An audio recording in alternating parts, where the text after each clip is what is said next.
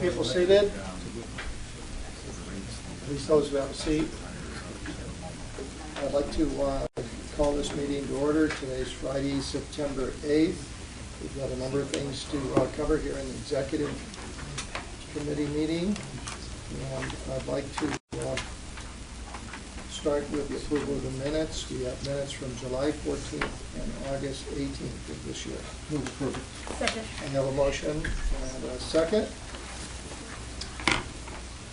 If there are no comments, please cast your votes.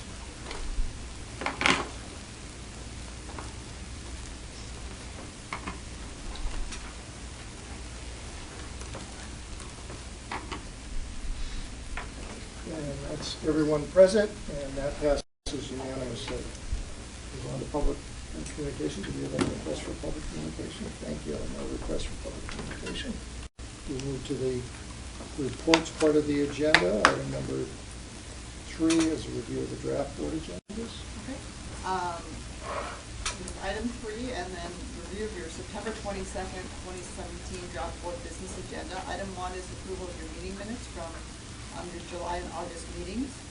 Public comments, communications, member comments, and then item 3, actions and policy advisory committees, your routine items.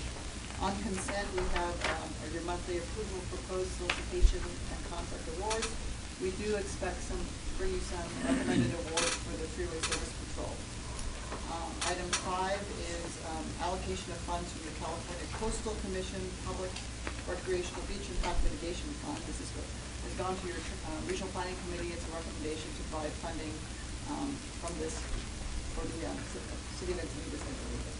Items 6 and 7 are your standard quarterly items, your quarterly financial report, and your quarterly report on transportation projects. And then items 8 and 9 are your standard reports on meetings and events attended on behalf of SANDAG, and reports summarizing delegated actions taken by the executive director. Moving on to your reports, we have an item, number 11, that has gone to both your regional planning and transportation committees with recommendations to approve the fiscal year 2018 annual funding and call for projects for your Transnet environmental mitigation program. Item 12 is an item that will go before, has gone before Transportation Committee at least once. We'll be going to them on September 15th for recommendation. It's great news. It's funding, new funding for active transportation through the statewide active transportation program. And then item 13, you'll hear about this both regard to policies today at your meeting of the executive committee, and then later on in the boardroom when you meet as a board. But this is proposed State Route 125 South Bay Expressway 2735 issuance. We're proposing to refinance the debt. Item 14 are the policies related to that you will hear about later today in your agenda. Today is executive committee. Item 15 is a hearing of necessity regarding acquisition of some right-of-way equity interest for the Mid-Coast project, specifically the Heart of Village Square. Item 16 is your 2016-2017 Transnet Major Corridors Plan of Finance update that will be going to your executive transportation committee next Friday, and then to the board the following week. And then item 17 are proposed amendments to board policy 25, SANDAG's public participation plan. You'll be hearing more about that at your meeting later today, this agenda later today. Item 18 is development of the 2019 San Diego Forward, the regional plan. Both your regional planning committee and transportation committee have discussed this at their meetings last week, and so this is the time for the board discussions and to hear what your committees have recommended. And then we do have a closed session regarding real property negotiations with regard to property relief for the Mid-Coast Corridor Transit project. And the remaining items are your standard continued public comments, upcoming meetings, and adjournment. So we do have a full agenda for you on September 22nd. If you, for consideration, one item that we believe possibly could go on consent because there have been no major issues is item 17. The changes are fairly technical, so it's board policy 25. So that's that. And then if I could continue, we don't have a printed agenda for your board policy beginning on October 13th. Right now, but we'd like to hold that open because of some things that are going on with the legislative session and other issues. So we will work with the leadership on if there's any items to bring at that time, but we will actually hold that meeting open right now. Stay tuned, as they say. Okay, that's item 3. We need to approve that. Move approval. Second. I have a motion and a second for approval of that item. Please cast your votes. Voting is closed, and that item passes unanimously. Thank you. Move on then to item number 4, this proposed amendments to board policy number 25, which we just heard a little bit about. Right. Good morning. Sandag's public participation plan provides a broad overview of the principles and practices that Sandag uses to engage the public regarding its programs and its projects. A public participation plan is required under both federal and state law. Some of the more significant programs and projects, such as the regional plan and the Mid-Coast Trolley projects, have public involvement plans, or PIPs, that are consistent with the principles in the public participation plan, but set forth specific public engagement practices that will be applied specifically to those projects. Sandag's public participation plan is set forth in Board Policy 25. This policy was reviewed by Caltrans on behalf of the FHWA as part of its Title VI assessment of Sandag last October. Caltrans, as part of that, requested that the policy be updated in a few areas that are reflective of current Sandag processes. Those proposed amendments, together with other cleanup amendments proposed by staff, were presented to this committee this past July. Those proposed amendments are shown in red light format in attachment 1 to your report. That's page 3 of the report, or page 18 on your tablet. At your July meeting, the EC approved release of the proposed amendments for a 45-day public review and comment period. That period has now closed. Our communications team published notice about the availability of the review and comment period in 5 community newspapers, on the Sandag website, as well as on Sandag's social media feeds. No comments were ultimately received on it. Our recommendation to you today is the Executive Committee is asked to recommend that the Board of Directors approve the proposed amendments to Board Policy 25, the Public Participation Plan policy. That concludes my report, and I'd be happy to discuss any of the particular amendments if you have any questions. Additionally, David Hicks, our Communications Director, is also here to answer any questions about our public outreach procedures. Okay, and the action here is that recommending to the board to approve the proposed amendments. Question? I like the idea of doing this because it gives flexibility. Is there a way to also require, though, that there not be more than a number of years that would pass? I understand that chances of that happening are pretty slim, but it also, what it would do, though, is it would maybe assure that we don't just go on and on without reviewing. Since, the public really wants us to continue monitoring what we are doing. This is a recommendation. We absolutely could. I believe our current practice, David, can you address that a little bit? I didn't hear that. So, Julie's worked on it too. So our current practice has been to update it every 4 to 5 years. But the policy says 3, and the problem with the 3 was that it didn't align with other things like RTP, public participation, and the language assistance plan, and other things that we do major outreach efforts on. So we're trying to align it. But there's no reason why we can't put that it's, that it's flexible, but shall never exceed X number of years. Would 5 years work, Julie? I think 5 years will work. I just don't want anybody to think that we're just trying to get around. Good point. Not having Yep. to review. Good point. Okay, could that be included? Recommendation, yes. Okay, any other comments? Make a motion for approval with that amendment. Okay. Motion. Second. Okay, I have a motion and a second as amendment to recommend this to the board. All in favor, cast your votes. Voting is closed, and that is approved unanimously. We move on to item number 5.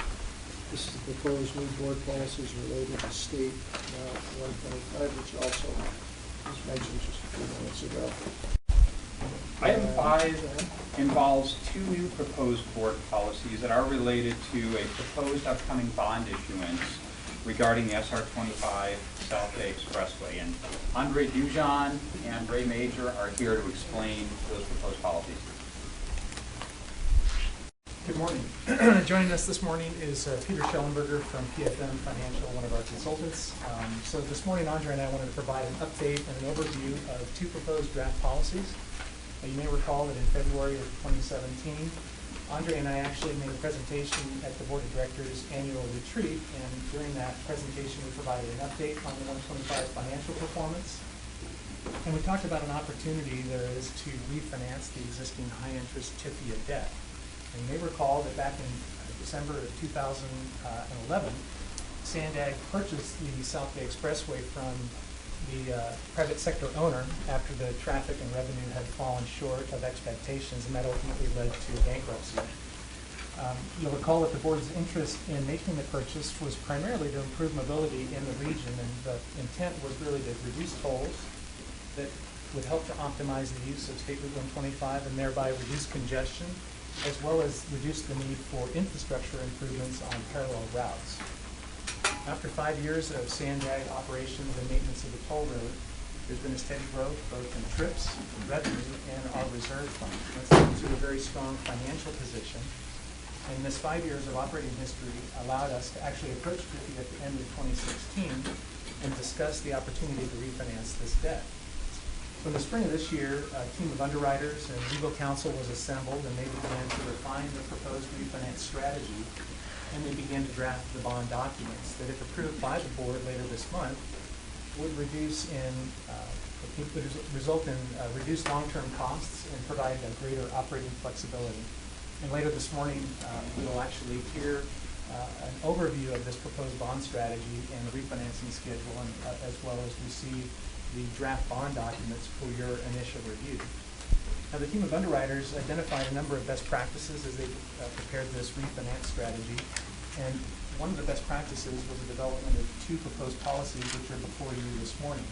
The first would be a debt policy, and the second would be a toll policy, both of which would help to reduce the bond interest rates as well as to make these bonds more attractive to potential investors.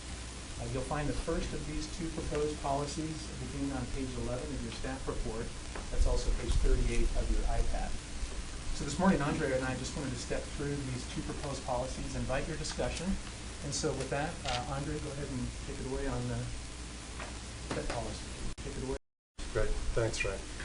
So currently we do have a debt policy, which is specifically when the Sandag Board is acting as a San Diego County Regional Transportation Commission. And the new proposed policy 37 will be one for Sandag, which will be tailored towards debt issuance associated with the SR 125 toll road.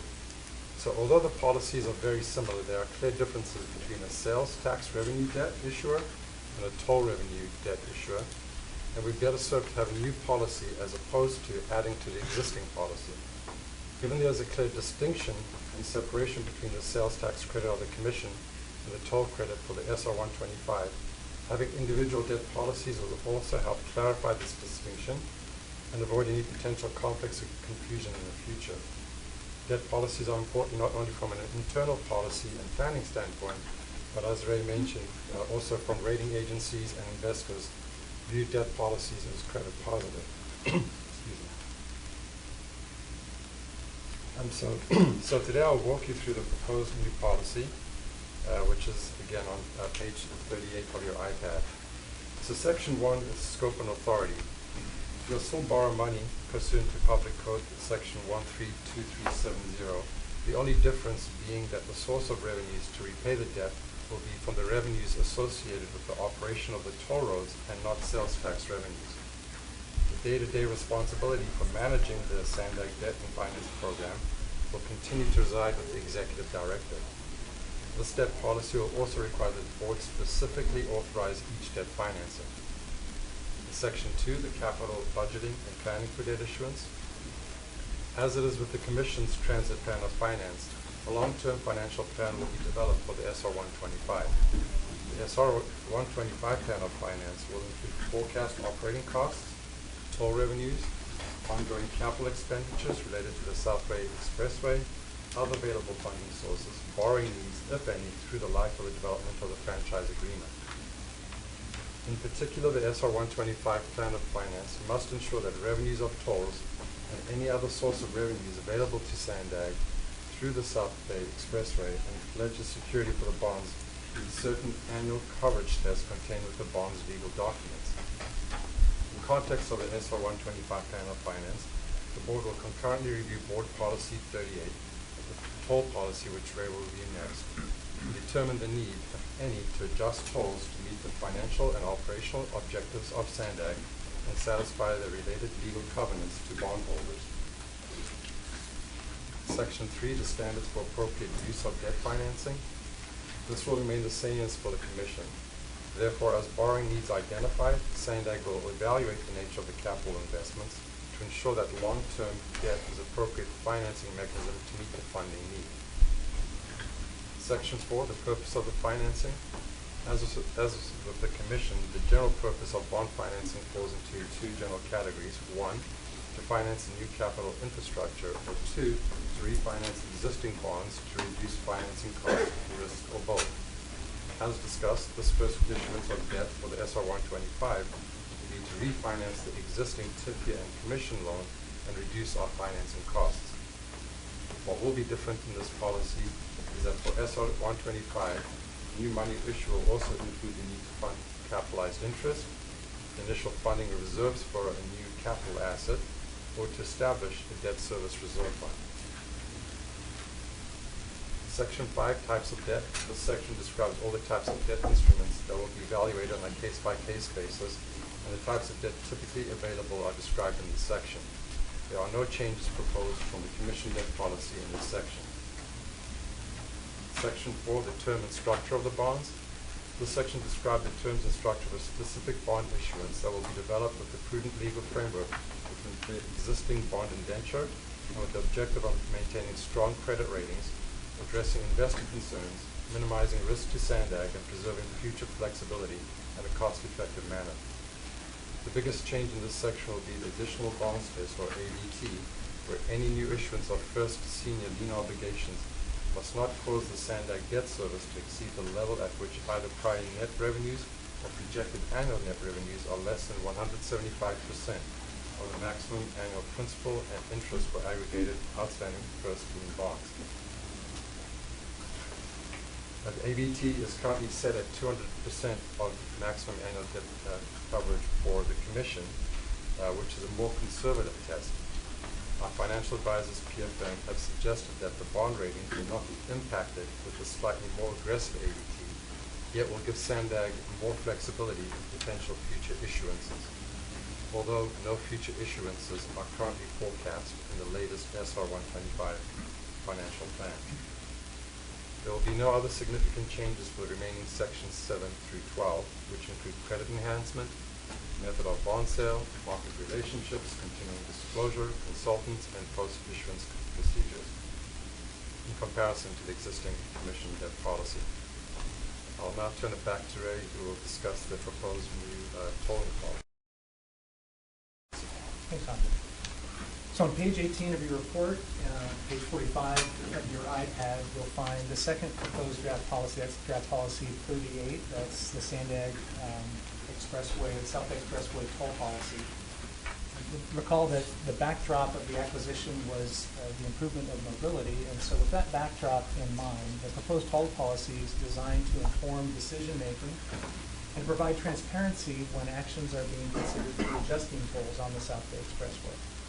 The objectives of this proposed policy are to charge and collect tolls in a manner that, to the greatest extent possible, improves mobility, while at the same time generating sufficient revenue to support the operating and maintenance costs, funding of current and capital rehabilitation projects, paying debt service, and ensuring that a minimum level of service related to traffic, as well as meeting legally required covenants and debt service coverage ratios. This toll policy acknowledges the requirements of Title VI of the Civil Rights Act, which requires that Sandag actually identify and mitigate any disparate impacts on low-income or minority populations that might result from a future toll adjustment. I'll now step through the 4 sections that comprise this proposed toll policy. Section 1 under financing requirements describes how Sandag will charge and collect tolls that generate sufficient revenue to maintain those debt coverage ratios and comply with the covenants in the master indenture and any subsequent indentures. Section 2 of the draft policy talks about the operating and maintenance expenses and describes how tolls will be charged and collected to generate sufficient revenue to operate and maintain the road in a safe condition in accordance with Caltrans standards.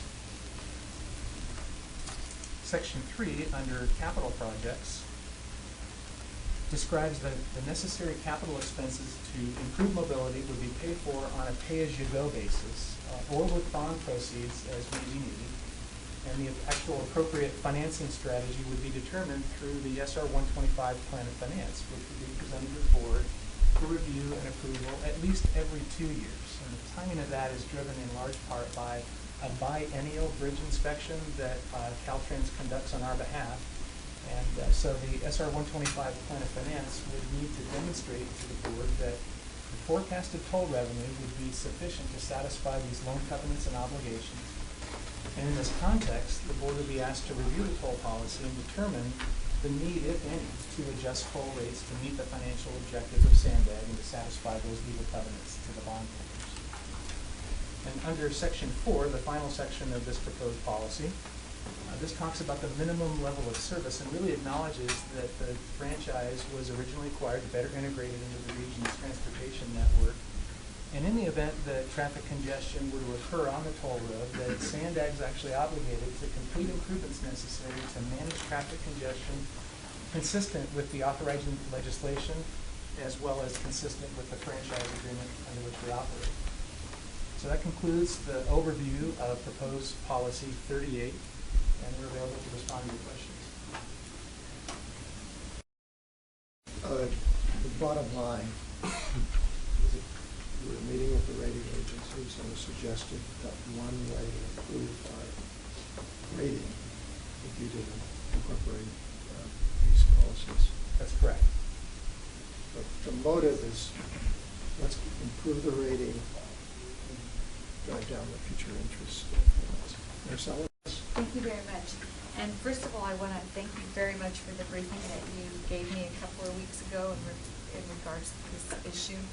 And I think that our ability to go out and refinance this will really benefit us financially, that we won't have this huge balloon payment at the end of the 43 years.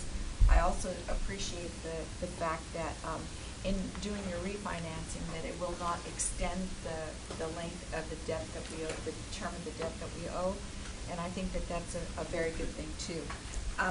As far as the toll adjustments go, I know that that the tolls continue to be a source of consternation to those people living in Childress that feel that they're the only ones that have to pay for the toll road. But I understand the necessity for that. The question that I have is that in examining the amount of tolls, I'm sure that you're going to have ongoing studies as where that correct delta is, where if there's a fair reduction in the tolls, will that drive up the use of the toll road, which will actually produce more revenue. So I appreciate that you'll be considering that as well.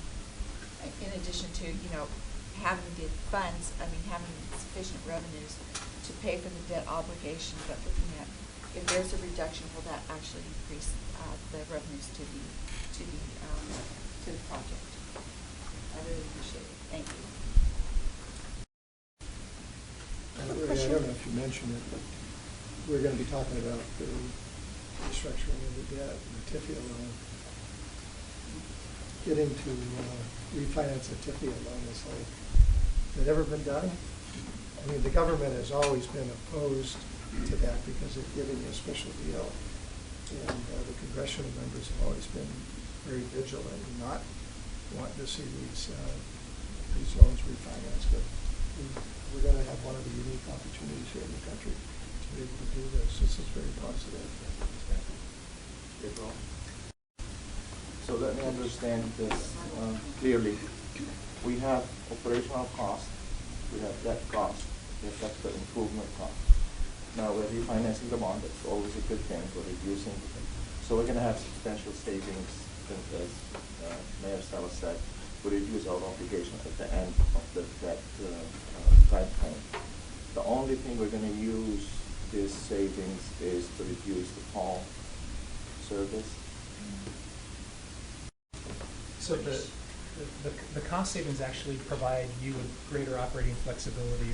The financing, excuse me, with TIFIA, I mean, definitely appreciate the TIFIA program, and the chair is correct that this is really sort of a unique opportunity that we have to refinance. But this is going to establish a level debt service, and that additional cost now gives you more flexibility to operate this as a pay-as-you-go.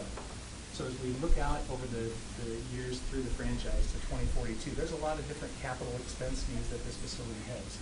Repaving, perhaps one that you'll notice here coming up in the first week of October, we'll repave the entire facility. The update of the toll collection equipment, the maintenance of the bridges, and these are things that we've actually estimated the costs working with Caltrans and forecast that. So this cost savings will allow you more confidence that we can fund all these as a pay-as-you-go without the need to necessarily increase tolls, which was built on the current financial plan, but the existing debt structure assumes that there would be toll increases throughout the life. So whatever savings we can get through this refinancing of bond will stay. These are the SR 125 money. That's correct. And so the savings would be used for capital improvement, lowering the toll and everything else. So this is SR 125 savings that will stay with the SR 125. That is correct. It will stay in the corridor. Okay. Yes. Ready?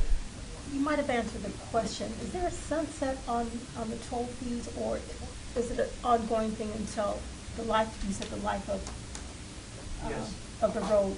Our franchise with Caltrans runs through 2042. So with the development of this refinance, the plan would be to curtail the tolls right at the end of that franchise, and that would become a public facility, turn back over to the state for their operations and maintenance, and our obligations would then at that point cease. Thank you.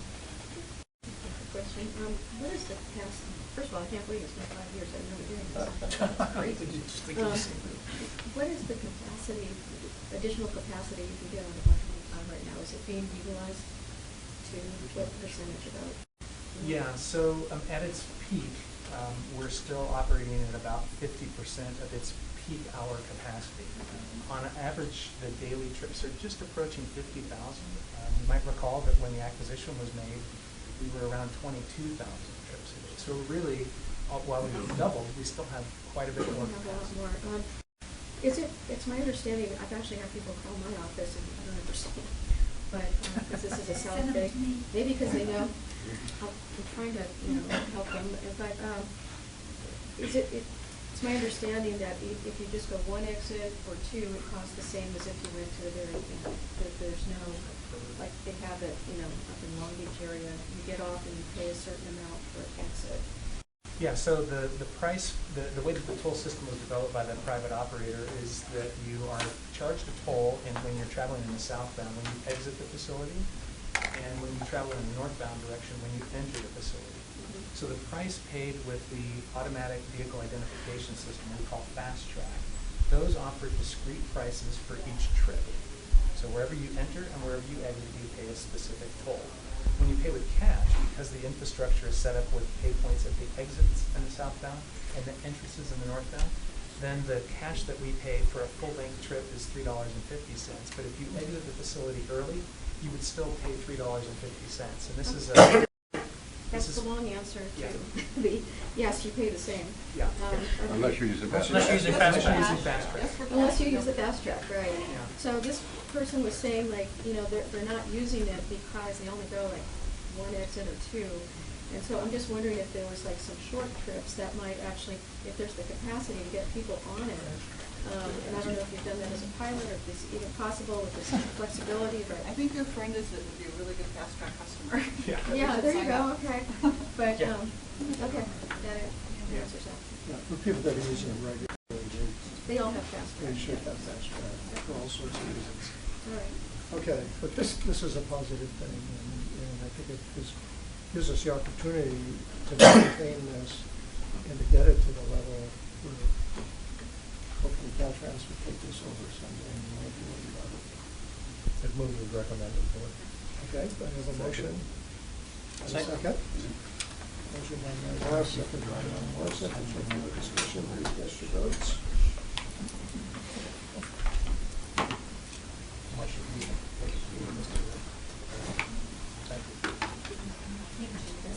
There we go. Okay. Voting is closed, and that's approved unanimously.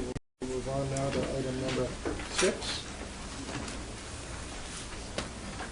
Item number 6 is the Service Bureau update, transportation modeling services, residential development of Qualcomm Stadium site, Mission Valley.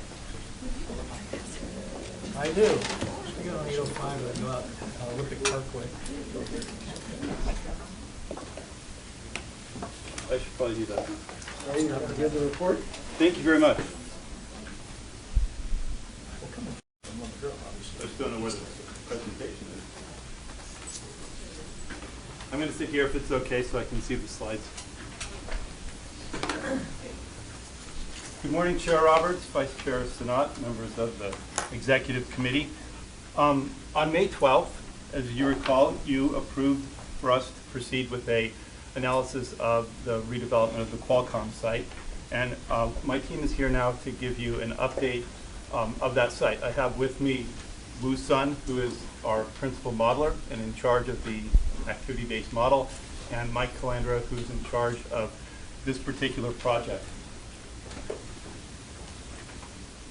We had both sides of who were involved in this redevelopment interested in us doing an analysis for them. And so one of the things that we wanted to do was to sit down and meet with them and make sure that we had the same set of input. And we did that in early May.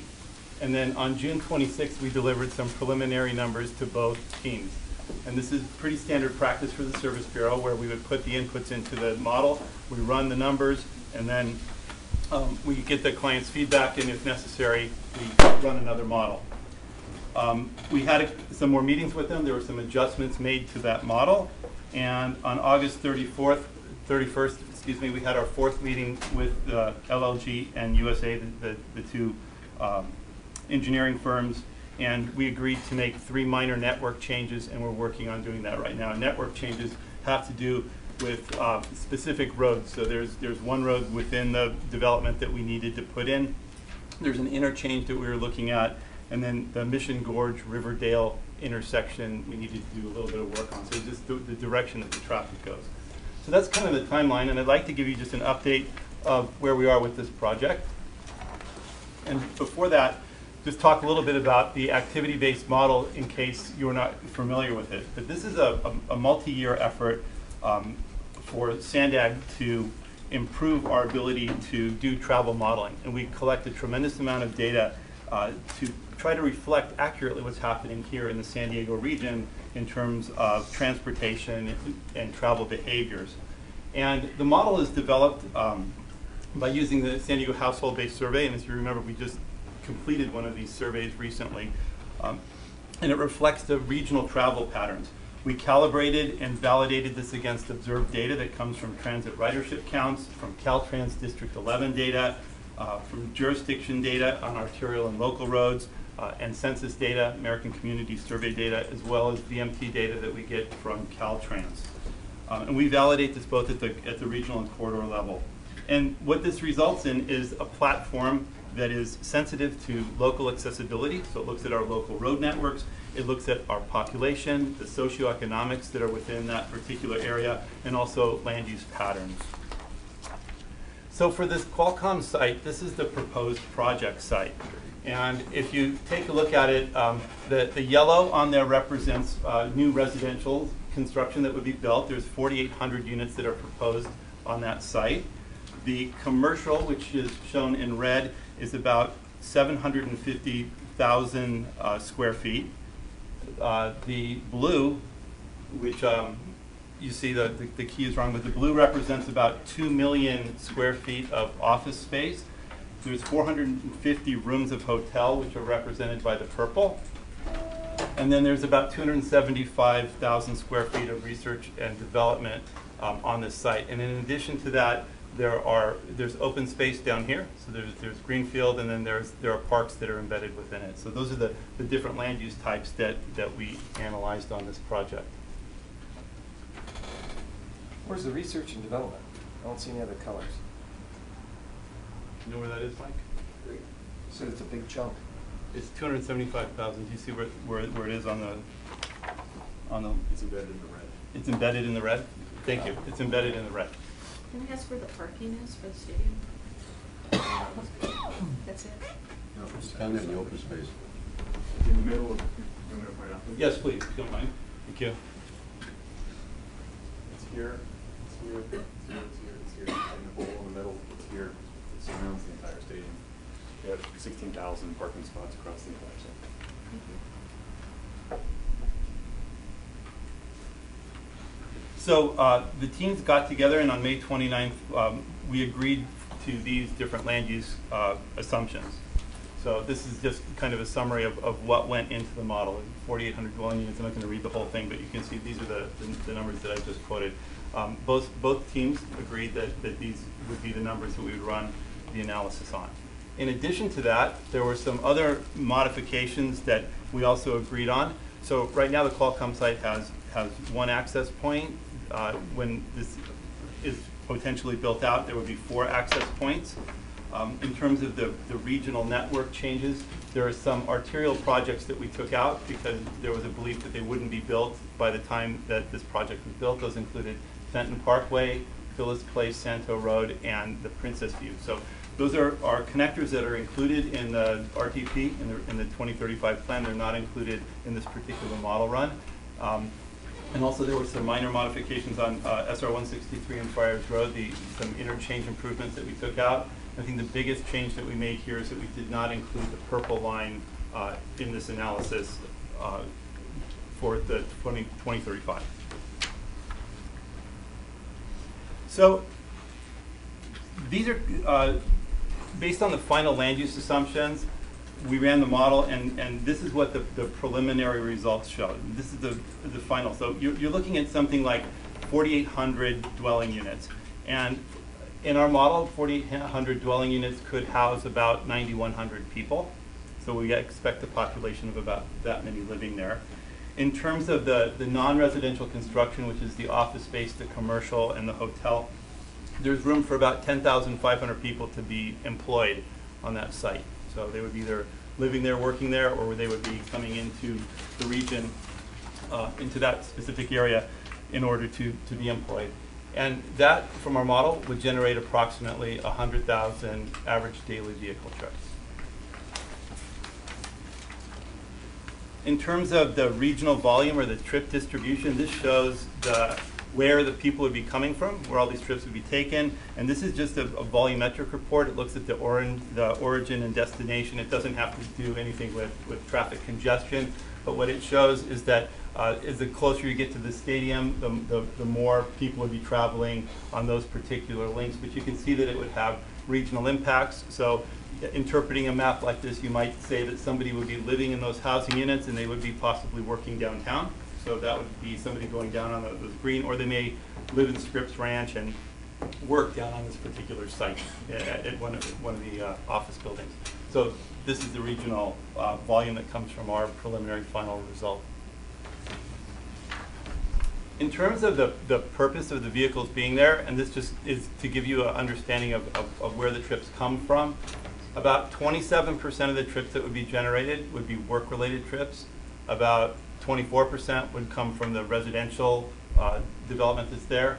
About 23% would come from people who are either shopping there or people going to the dining, the new restaurants that would be built, or for personal care. 3% for recreational purposes. And there's about 23% of the trips that would be created that would support this site. So for instance, a hotel needs delivery trucks to bring goods in. Retail needs trucks to come in. So you may call a plumber, for instance, if you're at a residential house. So you'd have these trips, Amazon doing delivery. So there's additional trips. Those are counted in the 23%. And although the numbers aren't completely final, that we're running this one more time, this distribution isn't expected to change significantly because we would still be generating the same amount of trips for the type of land use that we have.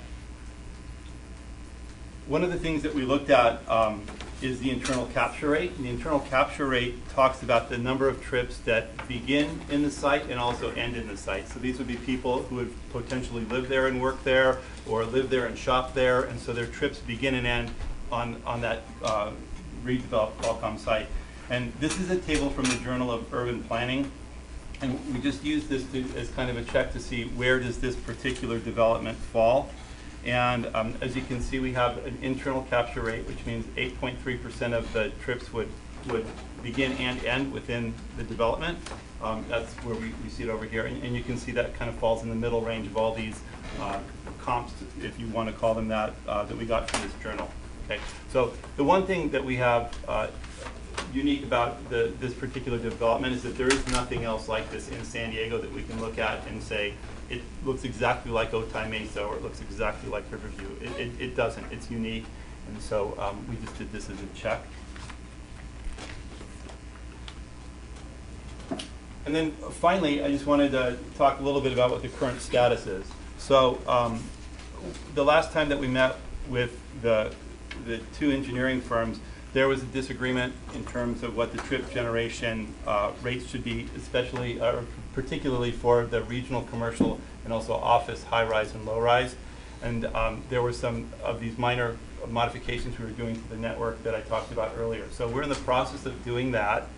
The final results were to be released on September 11th, but late on Wednesday night, we got a letter from one of the consultants asking for some additional numbers and some questions that they had that we were going to look at closely and make sure that everything that we're doing makes sense. And so we're going to take a look at this letter next week.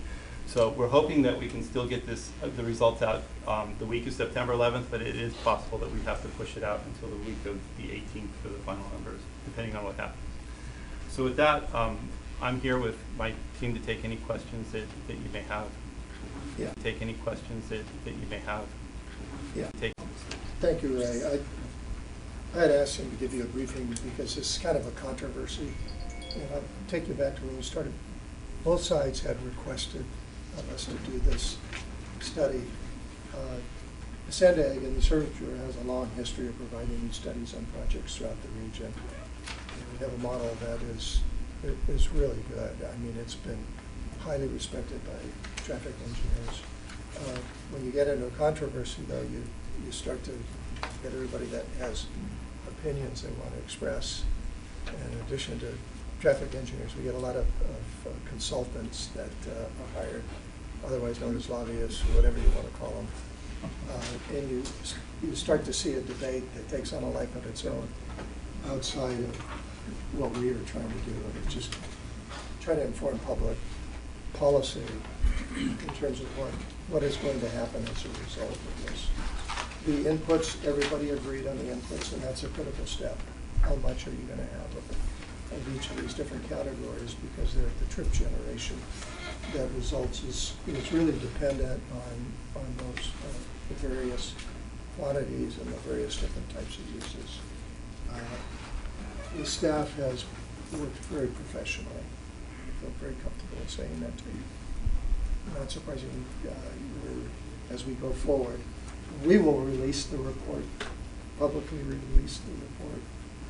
I say that because that some of the consultants in their enthusiasm have released parts of the report that they want the press to look at and start to, conjure up a vision in the press of what this is all about. But we will release the report, and we will do something to inform the press in a very professional way what we have done and what the results are. We're not taking any sides on this. We're not telling the city what they should do or not do on this. We'll simply release this when it is done, not before, but when it is done. And I'll make the staff available to the press to be able to answer questions that they might have. So I think this background, we wanted you to be aware of it. You're going to be hearing about it. And you're going to be hearing all sorts of things. not surprisingly, I suspect you'll be hearing some disinformation, and that's fine. But we'll try to separate that out from what's legitimate here and what you should be concerned with. Okay? Great, thank you. Thank you. I have a question, I guess, just. You got a question? I've got one public speaker. Okay, sorry. Did you want to ask your Well, I guess question? just formalities, are each of the USA and LLG, are they both splitting the cost of this? Yes, they are. And do they both, before they, before you move forward with any other modifications, do they both have to agree upon it, both sides? Yes, they do. They do, okay. They already have. Yes. They already have, but then you're getting further requests from one side or the other. Well, and that's for what- additional Yes. tweaks or whatever it is to be done. And I guess you're checking to make sure both sides agree before moving forward. Yeah. Yes, exactly. Our hope is that we can put out one set of numbers that we believe is the numbers for these sites. If we change the inputs, then we'll get two different sets of numbers, and so we're working with both sides, and that's why we want to address this letter before we release the results. Okay, thanks. And I should also tell you, in the near future, you'll be getting an item on the agenda considering the development of policy of when we decide to accept these things and when not. We need some work on the prior policy, so I'll be bringing that back to you. Okay, with that, I have one speaker, Nick Stone, who represents the proponents. Good morning, everybody. I am Nick Stone. I'm with FS Investors. I will try and keep this brief. I would say we have been working as constructive as we can with the group here. I would also say I think these preliminary numbers are indeed very preliminary and sort of fatally flawed. The suspicion that there's 100,000 trips coming out of this relies on I'll give you a couple of data points. One, that for the very best transit-oriented site in San Diego, there's only county-wide average transit usage. So we have less than the county's average transit usage on a site that has 3 different transit stops on it. If that's true, we will never meet the climate action plan. So if you can't have 25% transit usage here, we'll never have it. 2, we have less than 1% of the people in our site using a bike. We have a bike path built up and down Mission Valley. We're adding bike lanes over Friar Drag for over 15. We have less than 1%. Again, we'll never meet the climate action plan if that's true. We massively overstate the trip generation to begin with, but we can document that back and forth. But at its core, Sandag itself has put out an analysis for ITE trips, which is the industry standard way of doing it, versus actual electronic traffic. It says that the ITE overstates it by 30%. And our ITE numbers are lower than 100,000 trips that we're talking about here. There is a series of sort of fundamental issues with this, which is why we continue to work, we hope, collaboratively, but probably for longer than the next week and a half with Sandag, to try and get to the right answer. Because the high mixed-use project, this is the most mixed-use project in the city of San Diego. The standard mixed-use credit for Sandag is 10%. And somehow, a project that is way more mixed-use than every other project out there gets 8.3% of the model. It's an incredibly important discussion to be having at the Sandag level with respect to, does this model generate things that can enable smart growth, transit-oriented development projects that meet all of your respective climate action goals? Right now, with less than 5% transit trips, 1% bike, and like 80-something% auto trips out of this, we will never get there. And we look forward to engaging with this group without the interference of the media, hopefully. Sandag's own consultant appears to be releasing this data to media in advance of it actually being finalized. We look forward to continuing to work with the actual group doing the analysis to ensure it's refined and is done correct. Thank you. Thank you. Sandag doesn't have a consultant, it's our Sandag staff that does this work through the Service Bureau. We actually end up being consultants on projects that others hire us for, and recognize, I think, a lot of the local transportation engineers for the work and for this model. Question, Ray. This is not the first time that these parties have used this model for their work. You talking about the traffic engineers? Traffic engineer. It's not the first time, well, we work with both of these engineering firms All the time. for many, many years. Although, is this the first one that we're using the ABM model for? No. Okay, so the answer is no. I have a quick question. Go ahead, John. I know it's not our project, our task is just the traffic element stuff, but do we make recommendations on types of business, residential and things that help to increase that 8.3 so that there is more utilization in the area instead of traveling outside of the area? No. Yeah, that's a land use. We don't do that. And their traffic engineers would know what numbers would, what mix would drive these numbers down. I didn't think so, but I just want to make sure because I didn't want us to be going down that road, Yeah. so to speak. Yeah, remember, this is a citizens initiative that was largely developed outside of city government.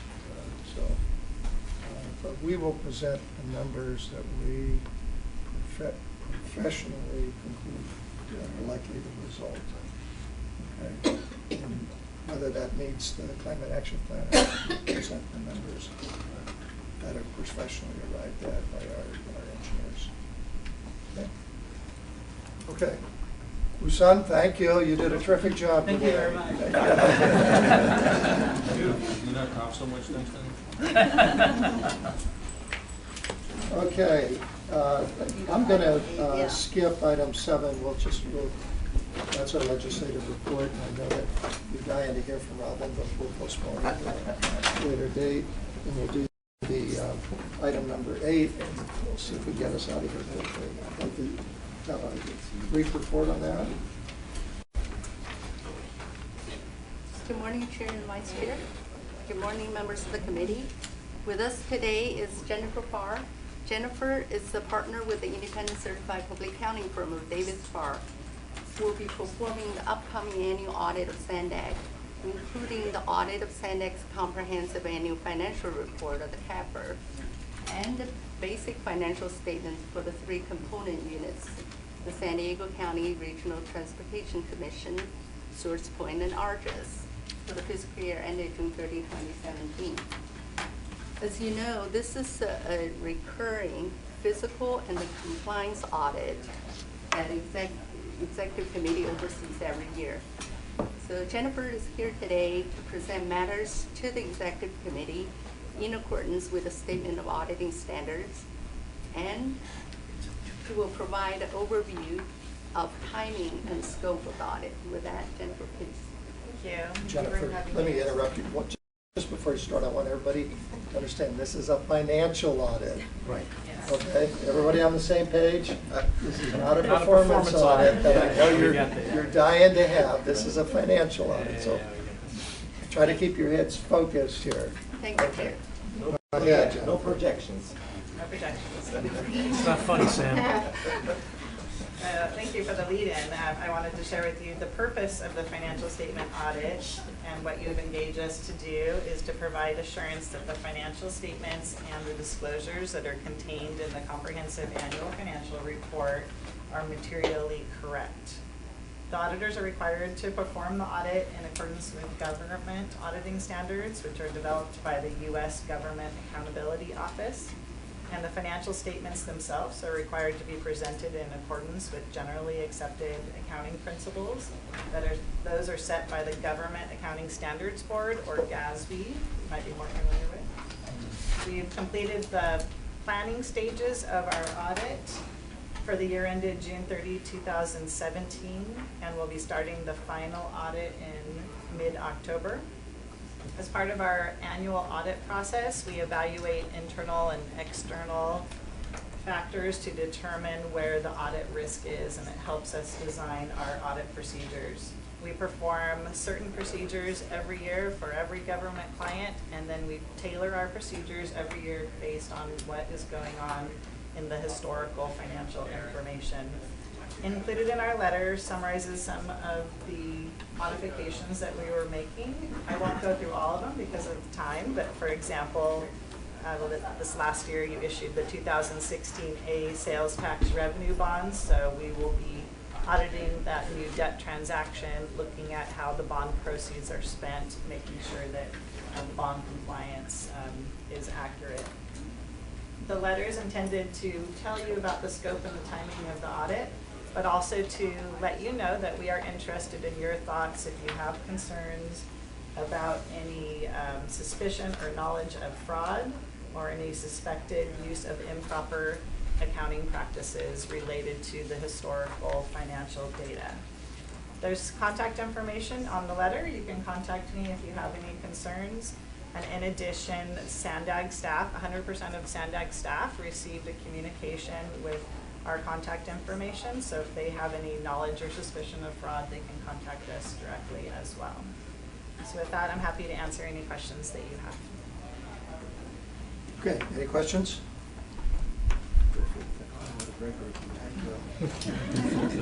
This is information only, so you don't have to act on anything. Just to let you know that there's something going on. And if you do have questions or inputs, our staff will be available to you. Jennifer and Leanne, thank you. You did a great job. And with that, you completed the agenda. We have no further public comments. We have an upcoming meeting scheduled for the 13th of October. We'll inform you if something changes.